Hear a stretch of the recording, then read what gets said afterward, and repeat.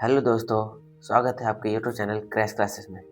आज हम देखेंगे क्लास 11 का फिजिक्स का फर्स्ट चैप्टर। हम लोग पार्ट 1 देख चुके हैं, अब देखेंगे पार्ट 2। और पार्ट 2 में फर्स्ट क्या है, देखते हैं क्या है। फर्स्ट क्वेश्चन, सार्थिक अंक। सार्थिक अंक किसे कहते हैं ना, चलिए देखते हैं। किसी मापन में शुद्धता पूर्वक ज्ञात अंकों तथा एक सुगंधित अंकों को सार्थिक अंक कहते हैं, है ना। किसी माप में सार्थिक अंक जितने अधिक होते हैं वह माप उतना अधिक उभरता होता है, यानी कि चलिए आगे देखते हैं। सार्थिक अंक ज्ञात करने के नियम। चलिए देखते हैं आप सार्थिक अंक कैसे ज्ञात कर सकते हैं। सभी अशून्य अंक होते हैं, जैसे 3456 में सार्थिक अंक 4 है।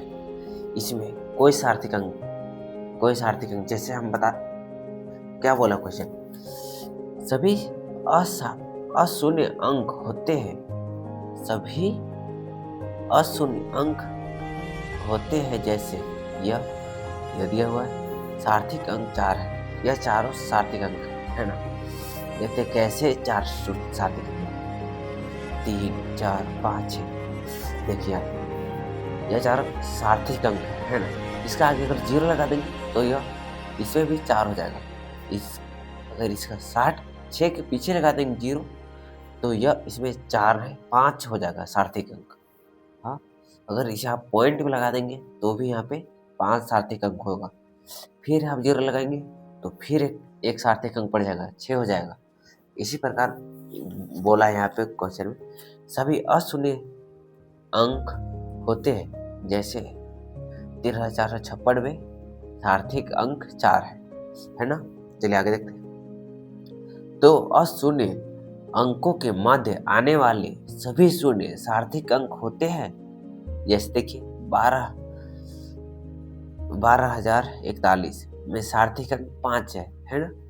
अब बताते हैं इसमें क्या बोला।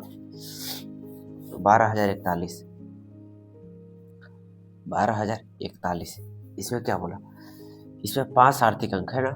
तो यहाँ पर हम क्या बताए, पॉइंट के बाद वाला संख्या, जैसे कि 1 रह गया, 2 रह गया, यहाँ देखिए 0 हो गया, यहाँ पे पॉइंट लगा दिए, 1 हो गया, 3 हो गया, 5 हो गया, चाहे 0 कर दीजिए, तो यह सब सार्थिक अंक, यह सार्थिक अंक नहीं रहेगा, क्योंकि इसमें कोई संख्या नहीं है।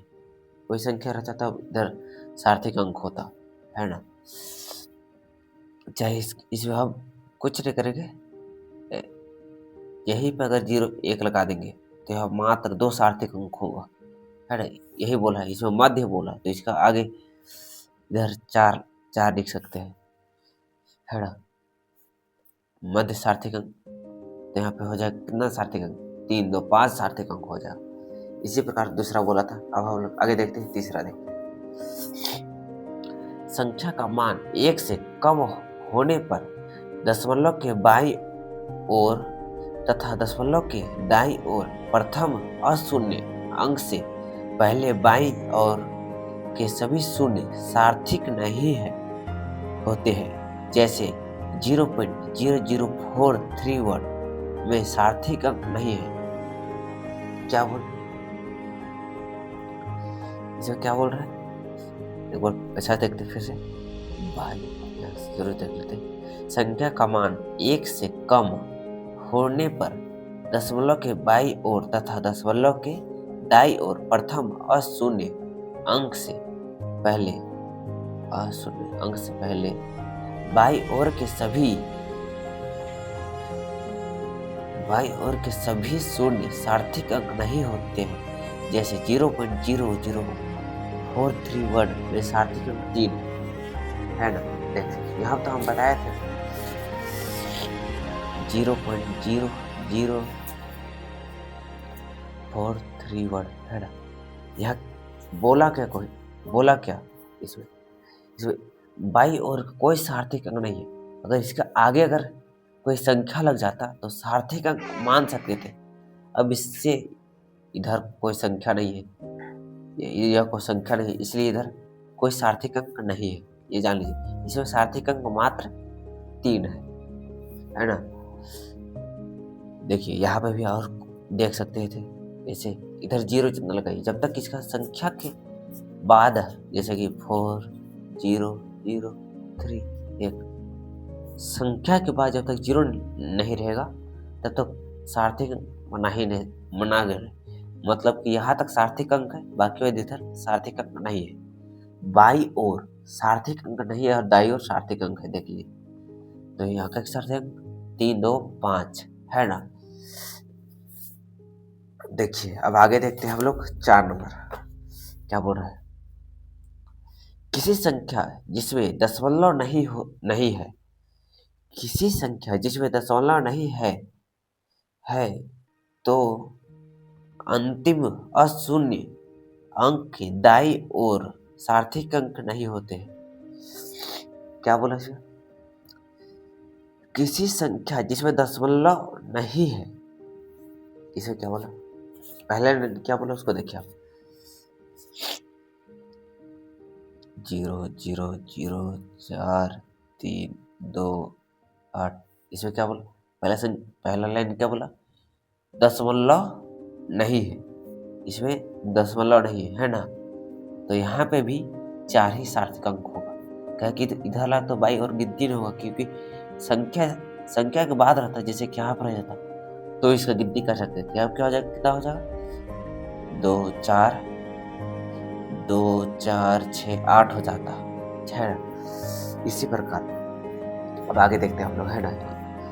जहाँ तक देखिए किसी संख्या जिसमें दशमलव नहीं में अंतिम अशून्य अंक के दाई ओर अशून्य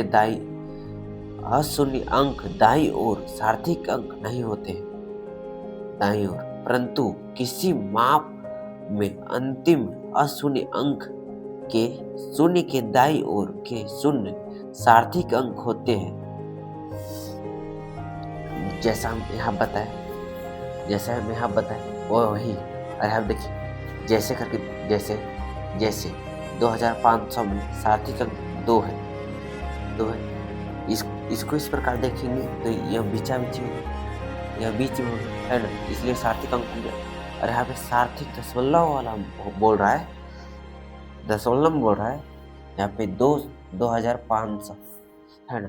तो दशमलव नहीं है तो मात्र 2 और 5 सार्थक अंक है, बाकी बात दोनों सार्थक अंक नहीं, यानी कि इसमें सार्थक अंक 2 है। इसको ऐसे भी लिख सकते 2 4 4 8 0 0 0, यह दशमलव नहीं है, वो है ना। दशमलव रहता तो यहाँ पे पॉइंट लगाते, तो आगे देखते हैं पॉइंट बता रहे इसको। इसमें सार्थक अंक कितना होगा? 4 होगा, 2 और 2 4 और 3 0 सार्थक अंक नहीं है, 4 सार्थक अंक 4 है ना। अब यहाँ बताते हैं दशमलव है, यहाँ पे 4.3.2 गलती कर, थोड़ा सा मिस्टेक हो गया, 4.300255, इसका आगे 0 लगा दे, है ना। तो यहाँ पे दशमलव के बाद यानी कि इसके बाद संख्या यहाँ पर भी आ गया, यहाँ पे भी आ गया, 0 आ गया, तो यहाँ पे पूरी सार्थक अंक पूरा है ना। तो हम गिनती करें कितना सार्थक अंक, 1 2 3 4 5 6 7 8 सार्थक अंक है ना। तो इसको ऐसे कर सकते थे 0.000, इसमें आया था 3 2 1, यह हो जाता। तो इसमें यह यहाँ चारों सार्थक अंक नहीं होता, मात्र 3 सार्थक अंक होगा, यानी कि 3 2 1 सार्थक अंक, यानी कि 3 सार्थक अंक है। चलिए आगे देखते हैं हम लोग, इतना देख लिए है ना। अब हम लोग आगे देखते हैं, चलिए आगे क्या है। इस आगे देखिए परंतु में क्या बोल रहा है, इसी का है 4 नंबर का। परंतु m = 2500 ग्राम में सार्थक अंक 4 है। यहाँ बोला क्या, मास यानी द्रव्यमान में बोल रहा है। किसमें? द्रव्यमान में।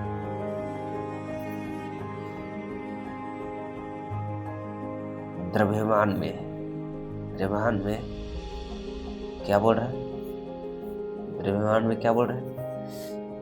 m इक्वल टू 2500 है ना। तो इसमें बता रहा है परंतु m इक्वल टू 2500 ग्राम में सार्थक अंक 4 है। इसमें 4 सार्थक अंक बोल रहा है, यानी कि हम लोग देखेंगे केजी में क्या, केजी में 1000 में 1 केजी होता है ना, 1 केजी होता है। इसी प्रकार इसे बोल रहा है मास यानी द्रव्यमान केजी, वही हुआ। तो केजी इसमें भी सार्थक अंक 4 होगा, ये जान लीजिए। इसी प्रकार इसमें सार्थक अंक 4 हुआ। तो चलिए आगे देखते हैं 5 नंबर क्या बोलता है। किसी संख्या को दशमलव के बाद अंतिम अशून्य संख्या के दाईं ओर के सभी शून्य सार्थक अंक होते हैं, जैसे 2.2500 संख्या में सार्थक अंक 5 है। इसको तो हम बताए अभी कुछ समय पहले बताया नहीं, ये 5 नंबर है ना। क्या उदाहरण कहते हैं 2.2500, इससे पहले हम बताए थे है ना। क्या बताए थे? सार्थक अंक पॉइंट के आगे सब यानी जीरो से पहले कोई संख्या होना चाहिए। जैसे कि यहाँ पे लगा हुआ 5 लगा है, 2 लगा है, इधर 2 लगा है, इसलिए इसमें सार्थक अंक कितना है? 5 है। तो देखिए आगे देखते हैं हम इसके और एक उदाहरण देते हैं है ना। 380 है ना। इसमें सार्थक अंक कितना होगा ये बताइए। इसमें कितना? मात्र 3 होगा सार्थक अंक। यहाँ जैसा था वही यहाँ पे है। ये हो गया। अब हम लोग आगे देखते हैं 6 नंबर देखते हैं। 6 नंबर क्या बोल रहा है? किसी संख्या में 10 की घाते सार्थक अंक नहीं होते हैं, अतः किसी संख्या को घातों में व्यक्त करने पर सार्थक अंकों की संख्या प्रभावित नहीं होती। यह क्या बोल रहा है? जैसे आप दिया 3 × 5 4 6 है ना। अब देखिए निकाला सार्थक अंक निकाला है 3.546 × 10.3 है। वे सार्थक अंक संख्या 4 संख्या यानी कि 3 1 4। यह कैसे संख्या उसको बता रहे हम। 6 नंबर है ना। क्या है? 3 × 5 3 4 5 यह है ना। अब उसको सार्थक अंकों में बदलना है। कैसे बदलेंगे? यह है ना, इसको हम पॉइंट में ले जाएंगे। कैसे ले जाएंगे? 3 इसको पता नहीं कितना, तो हम लोग 3 के बाद हम लोग पॉइंट लगाते हैं। उसके बाद 5 4 6 जब इस पॉइंट के बाद कितना संख्या? 3 संख्या 1 2 3। तो इसको हम लोग इंटू करके 10⁻³ कर देंगे है ना। इसमें हम लोग सार्थक अंक कितना पाएंगे? मात्र 4 है ना। इसमें 4 सार्थक अंक कितना होगा? 4 सार्थक अंक 4 होगा है ना। यह इसको हम इस प्रकार भी लिख सकते हैं, इस प्रकार भी लिख सकते हैं, पर इसे हम वैज्ञानिक तरीका से हम बता सकते हैं और यह सार्थक अंक के रूप में है ना। चलिए हम लोग आगे देखते हैं इसका आगे क्या बोलता है।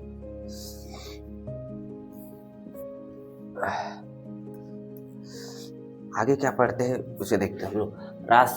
राशि को निश्चित सार्थक अंकों में व्यक्त करना। राशि को निश्चित सार्थक अंकों में व्यक्त करना है ना। चलिए देखते हैं राशि को निश्चित सार्थक अंकों में व्यक्त करना। देखते क्या हो रहा है। यदि निश्चित सार्थक अंकों के बाद जोड़ी जाने वाली संख्या 5 से कम है, क्या हो रहा है? बाद में छोड़ी जाने वाली संख्या 5 से कम है तो उससे पूर्व की संख्या को अपरिवर्तित रहने देते हैं, और यदि संख्या 5 से अधिक है तो उससे पूर्व की संख्या को 1 से बढ़ा देते हैं, है ना। जैसे हम लोग देखेंगे, यहाँ आगे देखिए, जैसे क्या है 7.43 है ना, को दो संख्या अंकों तक व्यक्त करने पर यह 7.4 होगी तथा 457 को दो सार्थक अंकों तक व्यक्त करने पर यह 4.6 होगी। क्या बोला उसको दिखाते हैं आप लोग, है ना, बताते हैं। देखिए मेरे पे ले लेते हैं, देखो देखिए अब यहाँ बताया उदाहरण बताया कि 7.43 को दो सार्थक अंक तक व्यक्त करने पर यह 7.4 हो गया, है ना। ये पॉइंट में यानी कि 7.443 हो गया। इसको बढ़ा सकते हैं 7.44, 7.45, ऐसे ही, मतलब दशमलव है तो ज़्यादा यूनिट रहता है, इसलिए हम लोग डायरेक्ट इसको कम करते हैं ना। 3 को हम लोग डायरेक्ट हटा दें तो हो जाएगा 4, यानी 4 हो जाएगा, 4 हो जाएगा। इसी प्रकार इसके आगे हम लोग देखते हैं क्या है 457, इसको दशमलव में बदलते हैं ना, तो इसमें क्या बोला, इसमें यही देखिए क्या, यदि निश्चित सार्थक अंकों के बाद छोड़ी जाने वाली संख्या को 5 से कम है तो उसके पूरक की संख्या को अपरिवर्तित कर देते हैं, है ना, कर देते हैं, और यदि संख्या 5 से अधिक है तो उससे पूर्व की संख्या को 1 से बढ़ा देते हैं। मतलब इसमें हम लोग घटा दिए, 5 से कम है तो घटा दिए, और ज़्यादा अधिक है तो इसको हम लोग बढ़ा दे सकते हैं। जैसे कि 4.5 है तो इसको हम लोग 6 कर सकते हैं। दशमलव के आगे थोड़ा सा कुछ भी हो सकता है, तो इधर हम 6 कर देंगे। यहाँ पे बोला कि शॉर्ट आप लोग बताते हैं 5 से कम है तो इसे घटा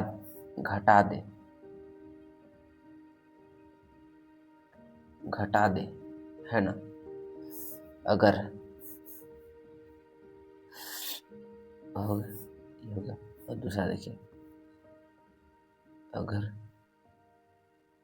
अगर 5 से अधिक हो तो उसमें जोड़ देते हैं,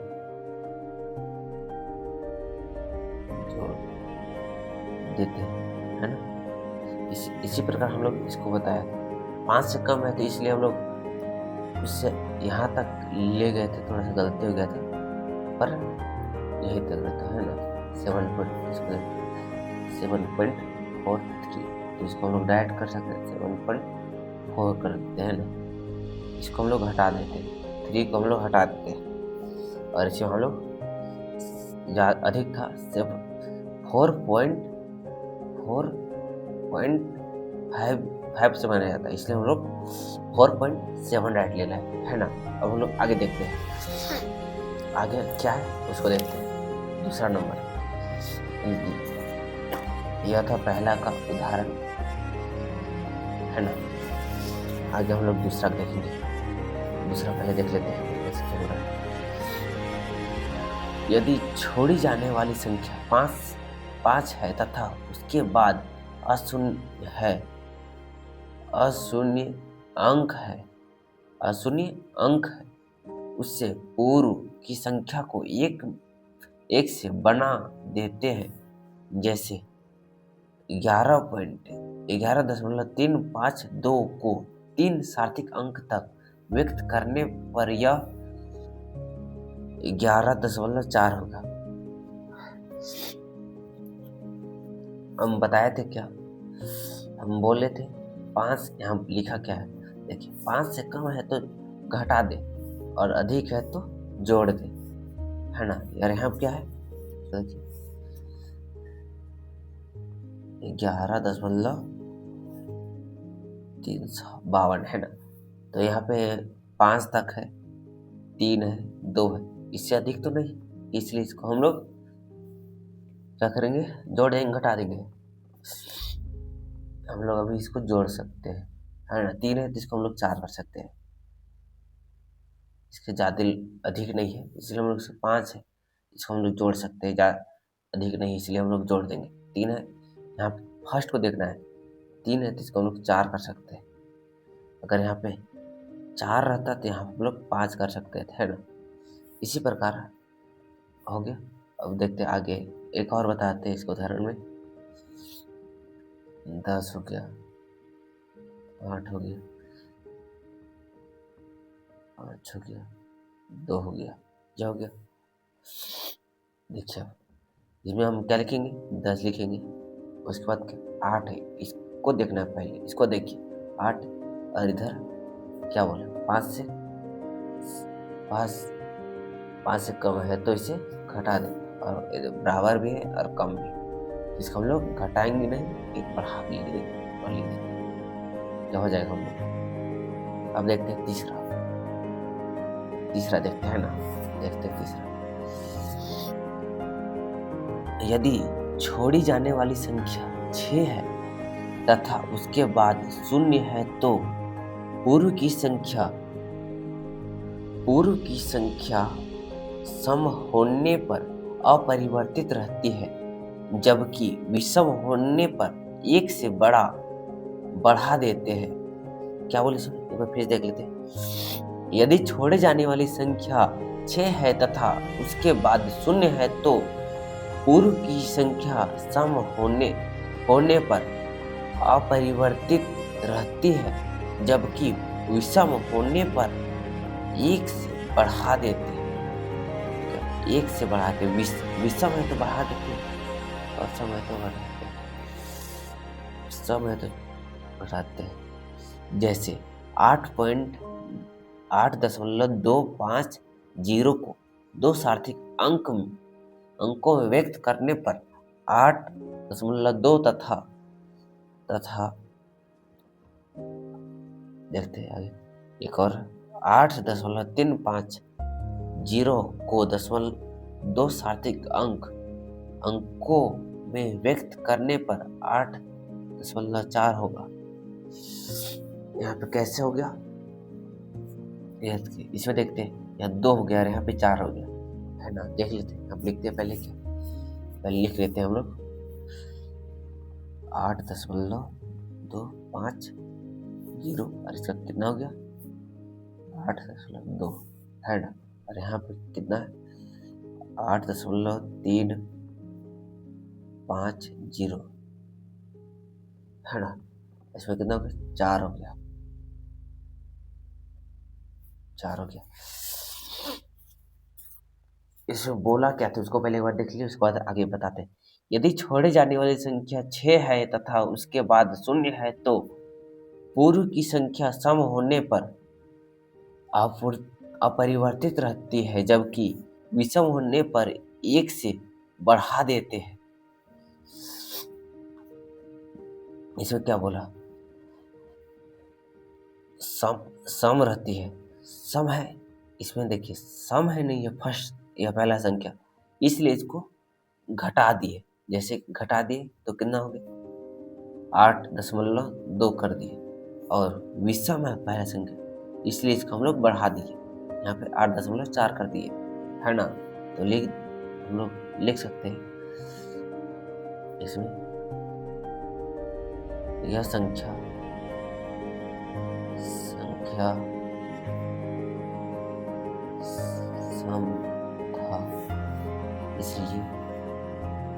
इसलिए इसे हम घटा दिए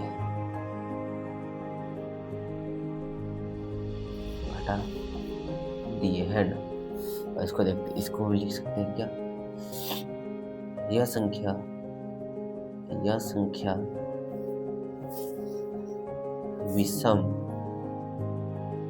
विषम था, इसलिए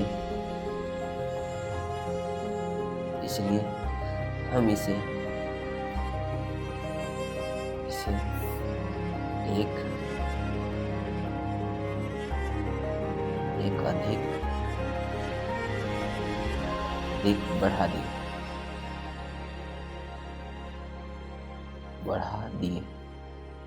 है ना। चलिए हम लोग आगे देखते हैं, 3 हो गए, अब 4 रही है, इसका कुछ आगे देखते हैं है ना। आगे क्या बोल रहे हैं, सार्थिक अंकों के संदर्भ में अंकगणितीय गणना, सार्थिक अंकों के संदर्भ में अंकगणितीय गणना करना है। क्या करना है, अंकगणितीय गणना करना है। कैसे करना है, इसमें है कुछ पॉइंट, इसको देखते हैं। यदि कुछ दी गई संख्याओं को जोड़ना या घटाना हो तो इन गणना के परिणाम में दशमलव स्थान दी गई संख्याओं में न्यूनतम दशमलव स्थान वाली संख्या के बराबर होने चाहिए। ऐसे में बोला क्या, थोड़ा समझिए और फिर बताते। यदि कुछ दी गई संख्याओं को जोड़ना या घटाना हो तो इसे गणित के परिणाम में दशमलव स्थान दी गई संख्याओं में से न्यूनतम दशमलव स्थान वाली संख्या के बराबर होनी चाहिए है ना। देख लेते हैं क्या, उसको लिख लेते थोड़ा सा, उसके बाद आगे बताते। इसमें बोला क्या,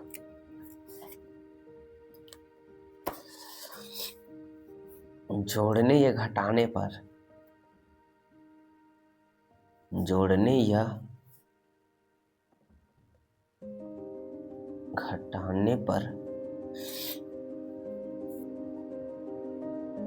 हम संख्या का प्रयोग तो करते हैं है ना, यह तो हम जानते हैं। तो इसमें बोला कि बराबर करना है, कोई संख्या है उसको बराबर दशमलव में है तो दशमलव के बराबर होना चाहिए संख्या, जैसे कि 3 पॉइंट, यहाँ दशमलव लगा दिया, इधर 2 3 4 है ना। इधर हमको यही पाना चाहिए मेरा दशमलव, इससे इधर जैसे कि इधर 3 दशमलव ये पास नहीं होना चाहिए, यही पाना चाहिए मेरा, जैसे ये नहीं, यहाँ पे 4.321 ऐसा होगा। जोड़ेंगे तो दशमलव भी साथ में 4 5 हो जाएगा, 3 2 5 2 5, और यहाँ पर दशमलव उतर जाएगा, 4 3 7।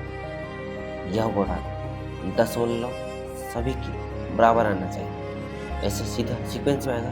एक यही बोल रहा है हम लोग का गणितीय गणना है ना। चलिए देखते हैं,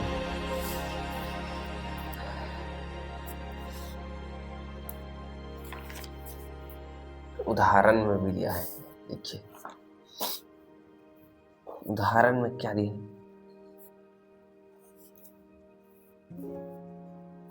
उदाहरण क्या दिया है, 435.5 है ना, 435.5 ग्राम या है ना। एक लाइन में सीक्वेंस 435.5 ग्राम है ना। उदाहरण में सबका वैसे ही होगा। देखिए अभी हम इसको वैसे करके लिख देते हैं 435.5 यह हो गया।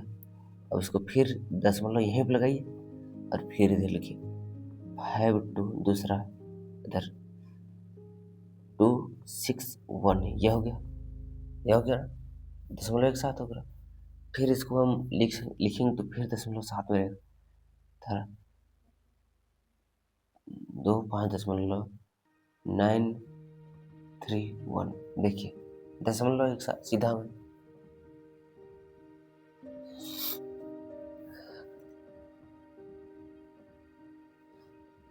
देखिए हम लोग इसको जोड़ते हैं, है ना,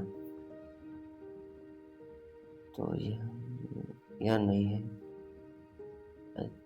उदाहरण नहीं दिया। योग में इतना ग्राम है, लेकिन इसके 624.3 से प्रदर्शित किया जाएगा, क्योंकि दी गई संख्या में न्यूनतम दशमलव अंक 4.355 ग्राम के अनुसार होगा। देखते हैं, इसको जोड़ लेते पहले। देखिए जोड़ेंगे तो हम लोग का योग कितना है, इतना आना चाहिए, कितना 624.25 इतना आना चाहिए। हम जोड़ लेते हैं, उसके बाद देखते हैं आगे। पेन चेंज कर लेते हैं, 3 2 5 है ना, 5 5 10 10 और 9 19 19 के 9 हाथ में है ना।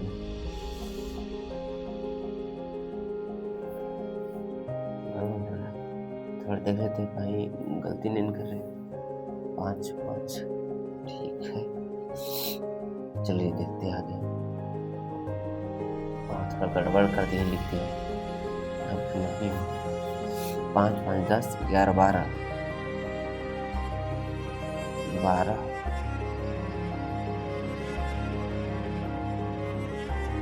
13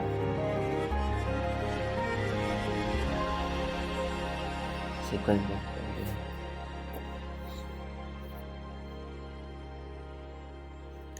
चलिए उदाहरण थोड़ा अच्छा से देख लेते हैं, है ना। उदाहरण ही से हम लोग समझ सकते हैं, ना तो कितनों लोग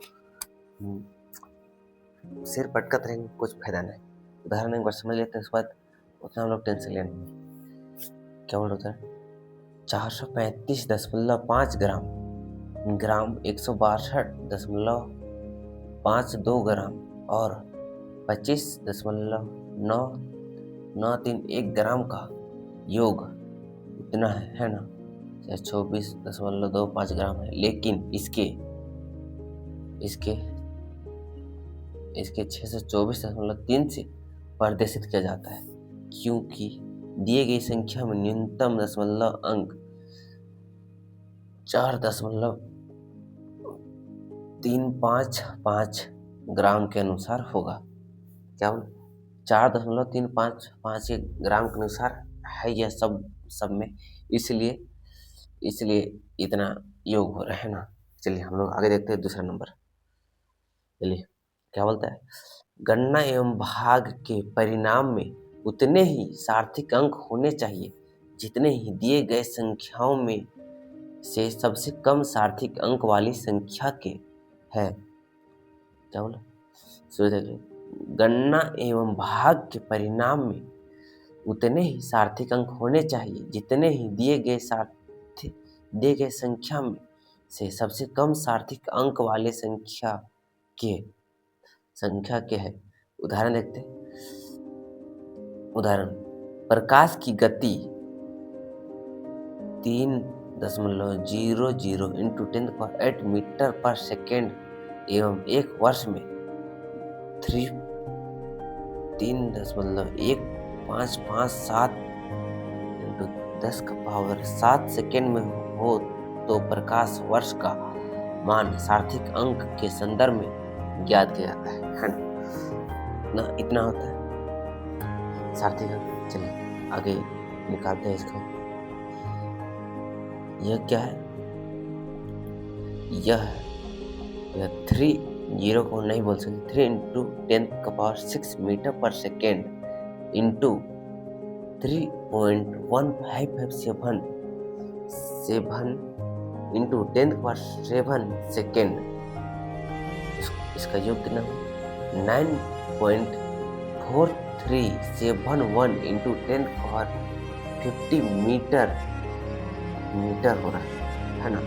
इसका पूरा प्रकाश वर्ष यानी कि प्रकाश की गति साथ में एक वर्ष में कितना सेकेंड में गति कर रहा है उसको देखते हैं तो कितना पूरा योग आता है 9.477 7 इंटू 10⁻50 मीटर होता है ना। ये हो गया। चलिए आगे देखते हैं त्रुटि। त्रुटि होता क्या है, चलिए देखते हैं। किसी भौतिक राशि के मापन में विभिन्न कारणों से आई शुद्धता में कमी को त्रुटि कहते हैं। मापन में प्राय आने वाली त्रुटि निम्न प्रकार से होती है।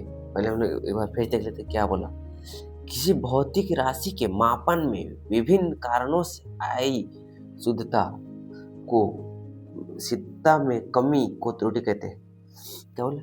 विभिन्न कारणों से आई शुद्धता में कमी को त्रुटि कहते हैं। शुद्धता कमी होगी उसे ही त्रुटि कहते हैं। एक लाइन में अधिक उतना नहीं आना है। और क्या जानते हैं अब आगे क्या पढ़ना? त्रुटि निम्न प्रकार होते हैं। त्रुटि कितने प्रकार होते हैं? त्रुटि 4 प्रकार होते हैं, है ना। क्या क्या उसको देखते हैं। परम या निरपेक्ष त्रुटि, दूसरा क्या? माध्य परम त्रुटि, तीसरा क्या? सापेक्ष त्रुटि, चौथा क्या? प्रत्यक्ष त्रुटि, है ना। अब इसको एक बार देख लेते हैं अच्छा से क्या बोला। इसी का डिफरेंस क्वेश्चन नोट पॉइंट है। प्रयोग में प्राप्त भिन्न पाठ्यांकों A1, A2, A3, है ना। DN का मध्य राशि का माध्यमिक या वास्तविक मान कहलाता है। यह सूत्र की प्रकार है। इसको सूत्र से निकाल कर बोला गया है। थोड़ा सा ये नहीं पहचान हमारा देख लीजिए थोड़ा सा। चलिए अब हम लोग देखते हैं 1 नंबर परम या निष्पक्ष त्रुटि, है ना। इसको देख लेते हैं सूत्र के साथ। यहाँ था माध्यमिक, वैसे ही माध्यमान, है ना। माध्यमान को ए सूचित करते हैं। माध्यमान A equal to A1 plus A2 plus A3 dot dot dot DN बट्टे N नंबर इतना हो गया। चलिए आगे देखते हैं। और क्या है इसका डिफिनेशन देखते हैं। परम त्रुटि या निष्पक्ष त्रुटि का डिफिनेशन। किसी भौतिक राशि में वास्तविक मान यानी AM तथा मापित मान का अंतर मापने में परम या निष्पक्ष त्रुटि कहलाता है। क्या मापने? किसी भौतिक राशि के वास्तविक मान तथा मापित मान के अंतर मापने में परम या निष्पक्ष त्रुटि कहलाता है। यह हो गया। इसमें क्या बोला? वास्तविक मान तथा मापित मान का अंतर मापन में परम या निष्पक्ष त्रुटि कहलाता है। इतना अंतर में, और यहाँ देखिए इतना सा थोड़ा सा पॉइंट वही है में। अतः E के मापन में परम या निष्पक्ष त्रुटि निम्न होते हैं। जैसे कि डेल तो जानते हैं, डेल यानी परिवर्तन, ये पहले बोलते हैं। डेल्टा इसको पूरा नाम है। Del A1 equal to AM minus A1, है ना। Del A2 equal to AM minus A2। इसी डॉट डॉट इसी का आगे कर सकते थे, पर ठीक है यहाँ पे dot dot del AN equal to AN minus AN। यह हो गया सूत्र हो जा रहा है। सूत्र निकालने कैसे यहाँ पर निकल जा रहा है। सूत्र कैसे निकालते हैं या थोड़ा सा कन्फ्यूजन। N है ये N, यहाँ पे भी N हो जा तब यहाँ पे N आएगा, निकले N। ये हो गया, थोड़ा सा लिखा है गलत, है ना। चलिए अब देखते हैं दूसरा नंबर माध्य परम त्रुटि। उसका परिभाषा मापने में प्राप्त प्रेक्षणों की सभी परम त्रुटि का माध्य मापन में मध्य परम त्रुटि कहलाता है। इसे डेल ए में प्रदर्शित करते हैं। माध्य परम त्रुटि को डेल ए में प्रदर्शित करते हैं ना। चलिए देखते हैं इसका फार्मूला भी डेल ए इक्वल टू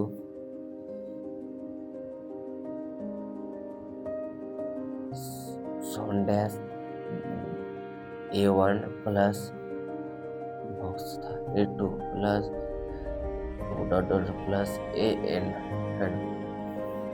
थोड़ा सा कंफ्यूजन के नाम इसको देख लीजिएगा आप लोग बट्टी N है ना। चलिए आगे देखते हैं तीसरा नंबर, सापेक्ष या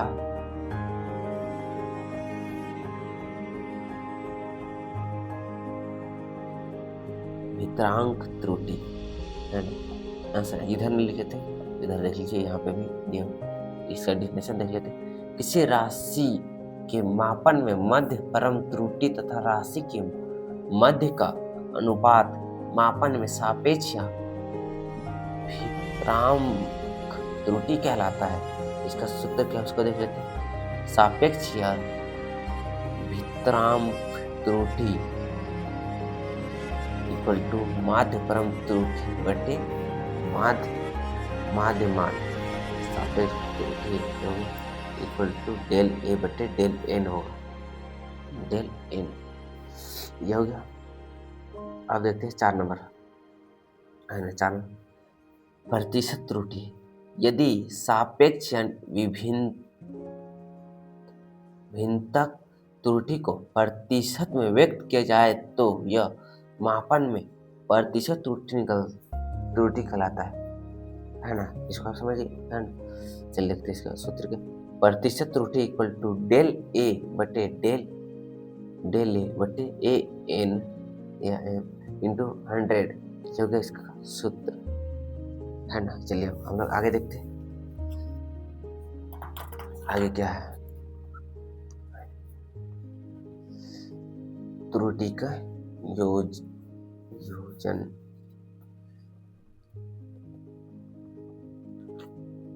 ये हो गया। अब देखेंगे आगे, देख लेते हैं आगे क्या।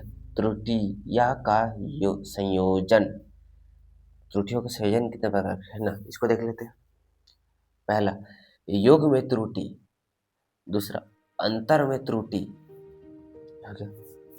गुणनफल में त्रुटि, विभाजन में त्रुटि है ना। चलिए देखते हैं विभाजन त्रुटि। उसके बाद घातीय फलनों में त्रुटि है ना। इसमें कितना है 5 त्रुटियों का संयोजन 5 है। पहला देख लेते हैं योग में त्रुटि, देख लेते हैं। माना x equal to A plus B तथा a के मापन में निष्पेक्ष त्रुटि equal to plus minus del A, b के मापन में निष्पेक्ष त्रुटि equal to plus minus del B होता है ना। तो x अर्थात A1 A B के योग का गणना में निष्पेक्ष त्रुटि equal to plus minus del x होगा है ना, डेल x। और फिर दूसरा x के मापन में अधिकतम निष्पेक्ष त्रुटि del x equal to plus minus del a plus del b bracket में है ना। और तीसरा देखते हैं x के मापन में प्रतिशत त्रुटि यानी कि फार्मूले के रूप में। तो x इक्वल टू यही इसी का है, x equal to del A plus del B बटे ए प्लस बी इंटू 100। ये हो गया योग में त्रुटि कंप्लीट हो गया। हम लोग देखते हैं दूसरा अंतर में त्रुटि। माना x equal to A minus B तथा a के मापन में निष्पेक्ष त्रुटि equal to plus minus del A, b के मापन में निष्पेक्ष त्रुटि equal to plus minus del B. ये हो गया। अब इसको पॉइंट वाइज देखते हैं। x अर्थात A1 B के योग की गणना में निष्पेक्ष त्रुटि equal to plus minus del x है। तो दूसरा देखते हैं x के मापन में अधिकतम निष्पेक्ष त्रुटि del x equal to plus minus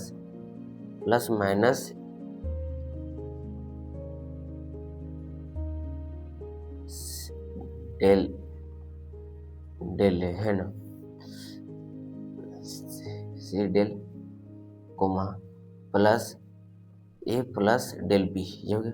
अब देखिए तीसरा, एक्स के मापन में प्रतिशत त्रुटि equal to X equal to del A plus del B बटे ए माइनस बी इंटू 100। यह सब यह परिभाषा ही से सब निकला है, यह तीनों है ना। शॉर्ट फॉर्म में इसको याद करने के लिए यह हो गया, तो परिभाषा याद कीजिए और इसको लिख दीजिए तो अच्छा, बहुत अच्छा हो जाएगा। आगे तीसरा देखते हैं, गुणनफल में त्रुटि। माना x equal to A into B तथा a के मापन में निष्पेष त्रुटि equal to plus minus del A, b के मापन में निष्पेष त्रुटि equal to plus minus del B होता है। तो पहला x अर्थात a, a b के योग की गणना में निष्पेष त्रुटि equal to plus minus del X, यह हो गया। हम लोग देखते हैं दूसरा क्या बोलता है, उसको हम लोग देखते हैं, है ना। चलिए दूसरा को हम लोग देखते हैं। दूसरा क्या बोल रहा है, x के मापन में अधिकतम निष्पेष त्रुटि डेल एक्स बटे X equal to plus minus bracket में डेल ए बटे ए प्लस डेल बी बटे बी है ना, ब्रैकेट में। और तीसरा x के मापन में प्रतिशत त्रुटि इक्वल टू ब्रैकेट में a के मापन में प्रतिशत त्रुटि प्लस ब्रैकेट में उसका ब्रैकेट b के मापन में प्रतिशत त्रुटि, यानी कि फार्मूला लास्ट का फार्मूला सब है ना। यह हो गया तीसरा कंप्लीट हो गया। चौथा देखते हैं, विभाजन में त्रुटि। यह हो गया विभाजन में त्रुटि डिवाइजन। माना x इक्वल टू ए बटे बी तथा a के मापन में निष्पेष त्रुटि equal to plus minus del A होता है, डेल ए। तो b के मापन में निष्पेष त्रुटि equal to plus minus del B होगा। तो हम लोग पॉइंट देख लेते हैं। पॉइंट x अर्थात a, b के योग की गणना में निष्पेष त्रुटि इक्वल टू त्रुटि प्लस माइनस डेल एक्स होगा। तो दूसरा पॉइंट देखते हैं क्या बोला, x के मापन अधिकतम निष्पेष त्रुटि डेल एक्स बटे X equal to plus minus bracket में ए डेल ए बटे ए प्लस डेल बी बटे बी होगा, है ना। अब तीसरा पॉइंट देख लेते हैं, x के मापन में प्रतिशत त्रुटि इक्वल टू ब्रैकेट a के मापन में प्रतिशत त्रुटि प्लस b के मापन प्रतिशत त्रुटि, ये हो गया 4 हो गया। अब 5 देखते हैं, घातीय फलनों में त्रुटि। माना x equal to a m बटे बी एम तथा a के मापन में निष्पेष त्रुटि equal to plus minus del a होगा। तो b के मापन निष्पेष त्रुटि equal to plus minus del B होगा। तो पॉइंट देखते हैं हम लोग आगे क्या बोल रहा है, x अर्थात a, b की योग की गणना में निष्पेष त्रुटि equal to plus minus del X होता है, यह हो गया। अब दूसरा देखते हैं, दूसरा पॉइंट, x के मापन में अधिकतम निष्पेष त्रुटि इक्वल टू, यार थोड़ा सा गलत हो गया था, त्रुटि डेल एक्स बटे X equal to plus minus बड़ा bracket n into del A बटे ए ब्रैकेट बंद A M into del B बटे बी ब्रैकेट बंद होके बड़ा ब्रैकेट बंद हो गया। तीसरा देखते हैं हम लोग, x के मापन प्रतिशत त्रुटि इक्वल टू n ब्रैकेट बंद a के मान प्रतिशत त्रुटि प्लस m इंटू b के मान प्रतिशत त्रुटि होता है ना। ये हम लोग जान। अब हम लोग इतना ही देखते हैं, आगे